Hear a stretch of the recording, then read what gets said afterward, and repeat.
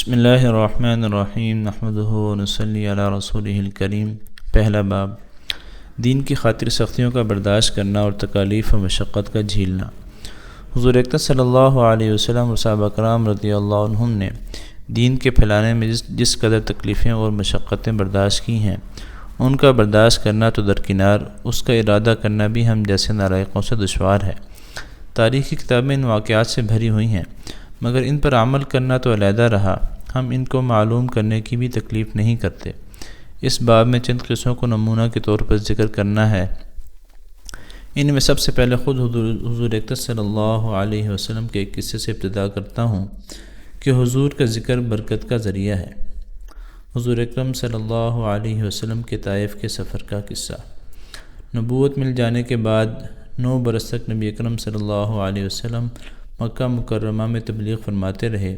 اور قوم کی ہدایت اور اصلاح کی کوشش فرماتے رہے، لیکن تھوڑی سی جماعت کے سوا جو مسلمان ہو گئی تھی اور تھوڑے سے ایسے لوگوں کے علاوہ جو باوجود مسلمان نہ ہونے کے آپ کی مدد کرتے تھے، اکثر کفار مکہ آپ صلی اللہ علیہ وسلم اور آپ کے صحابہ رضوان اللہ علیہم اجمعین کو ہر طرح کی تکلیفیں پہنچاتے تھے، مذاق اڑاتے تھے اور جو ہو سکتا تھا اس سے درگزر نہ کرتے تھے۔ حضور اکرم صلی اللہ علیہ وسلم کے چچا ابو طالب بھی انہی نیک دل لوگوں میں تھے جو باوجود مسلمان نہ ہونے کے حضور صلی اللہ علیہ وسلم کی ہر قسم کی مدد فرماتے تھے۔ 10ویں سال جب ابو طالب کا بھی انتقال ہو گیا تو کافروں کو اور بھی ہر طرح کھلے مہار اسلام سے روکنے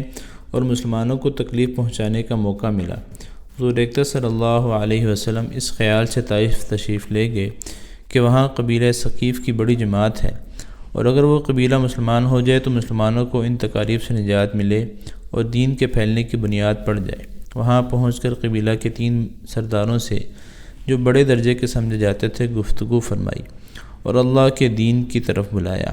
اور اللہ کے رسول کی یعنی اپنی مدد کی طرف متوجہ کیا، مگر ان لوگوں نے بجائے اس کے کہ دین کی بات کو قبول کرتے یا کم از کم عرب کی مشہور مہمان نوازی کے لحاظ سے ایک نووارد مہمان کی خاطر و مدارات کرتے، صاف جواب دے دیا اور نہایت بے رخی اور بد اخلاقی سے پیش آئے۔ ان لوگوں نے یہ بھی گوارا نہ کیا کہ آپ یہاں قیام فرما لیں۔ جن لوگوں کو سردار سمجھ کر بات کی تھی کہ وہ شریف ہوں گے اور مہذب گفتگو کریں گے، ان میں سے ایک شخص بولا کہ اوہو، آپ ہی کو اللہ نے نبی بنا کر بھیجا۔ دوسرا بولا کہ اللہ کو تمہارے سوا کوئی ملتا ہی نہیں تھا جس کو رسول بنا کر بھیجتے۔ تیسرا نے کہا میں تجھ سے بات کرنا نہیں چاہتا، اس لیے کہ اگر تو واقعی نبی ہے جیسا کہ دعویٰ ہے تو تیری بات سے انکار کر دینا مصیبت سے خالی نہیں، اور اگر جھوٹ ہے تو میں ایسے شخص سے بات کرنا نہیں چاہتا۔ اس کے بعد ان لوگوں سے نا امید ہو کر حضور اکرم صلی اللہ علیہ وسلم نے اور لوگوں سے بات کرنے کا ارادہ فرمایا کہ آپ تو ہمت اور استقلال کے پہاڑ تھے، مگر کسی نے بھی قبول نہ کیا، بلکہ بجائے قبول کرنے کے حضور صلی اللہ علیہ وسلم سے کہا کہ ہمارے شہر سے فوراً نکل جاؤ اور جہاں تمہاری چاہت کی جگہ ہو وہاں چلے جاؤ۔ حضور اکرم صلی اللہ علیہ وسلم جب ان سے بالکل مایوس ہو کر واپس ہونے لگے تو ان لوگوں نے شہر کے لڑکوں کو پیچھے لگا دیا کہ آپ صلی اللہ علیہ وسلم کا مذاق اڑائیں، تالیاں پیٹیں، پتھر ماریں، حتیٰ کہ آپ صلی اللہ علیہ وسلم کے دونوں جوتے خون کے جاری ہونے سے رنگین ہو گئے۔ حضور اکرم صلی اللہ علیہ وسلم اسی حالت میں واپس ہوئے۔ جب راستے میں ان شریروں سے اطمینان ہوا تو حضور صلی اللہ علیہ وسلم نے یہ دعا مانگی: اللہم الیک اشکو ضعف قوتی وقلت حیلتی وہوانی علی الناس یا ارحم الراحمین انت رب المستضعفین وانت ربی الی من تکلنی الی بعید یتجہمنی ام الی عدو ملکتہ امری ان لم یکن بک علی غضب فلا ابالی ولكن عافیتک ہی اوسع لی اعوذ بنور وجهك الذي اشرقت له الظلمات وصلح عليه امر الدنيا والآخرة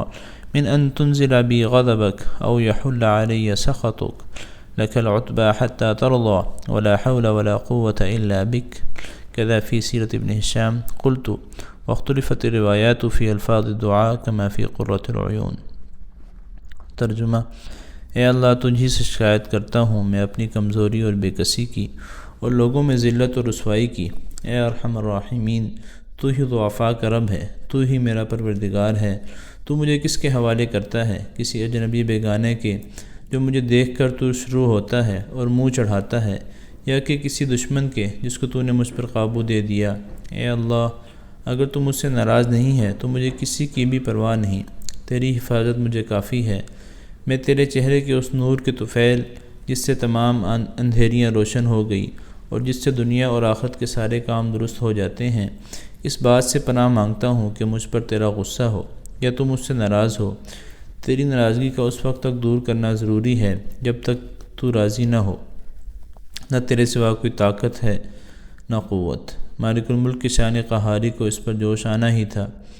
کہ حضرت جبرائیل علیہ السلام نے آ کر سلام کیا اور عرض کیا کہ اللہ تعالیٰ نے آپ کی قوم کی وہ گفتگو جو آپ سے ہوئی سنی اور ان کے جوابات سنے، اور ایک فرشتے کو جس کے متعلق پہاڑوں کی خدمت ہے آپ کے پاس بھیجا ہے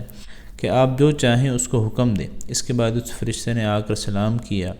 اور عرض کیا کہ جو ارشاد ہو اس کی تعمیل کروں، اگر ارشاد ہو تو دونوں جانب کے پہاڑوں کو ملا دوں جس سے یہ سب درمیان میں کچل جائیں، یا جو سزا آپ تجویز فرمائیں۔ حضور صلی اللہ علیہ وسلم کے رحیم و کریم ذات نے جواب دیا کہ میں اللہ سے اس کی امید رکھتا ہوں کہ اگر یہ مسلمان نہیں ہوئے تو ان کی اولاد میں سے ایسے لوگ پیدا ہوں جو اللہ کی پرستش کریں اور اس کی عبادت کریں۔ فائدے میں شیخ صاحب لکھتے ہیں، یہ ہے اخلاق اس کریم ذات کے جس کے ہم لوگ نام لیوا ہیں کہ ہم ذرا سی تکلیف سے، کسی کی معمولی سی گالی دے دینے سے ایسے بھڑک جاتے ہیں کہ پھر عمر بھر اس کا بدلہ نہیں اترتا، ظلم پر ظلم اس پر کرتے رہتے ہیں اور دعویٰ کرتے ہیں اپنے محمدی ہونے کا، نبی کے پیرو بننے کا۔ نبی کریم صلی اللہ علیہ وسلم اتنی سخت تکلیف اور مشقت اٹھانے کے باوجود نہ بددعا فرماتے ہیں نہ کوئی بدلہ لیتے ہیں۔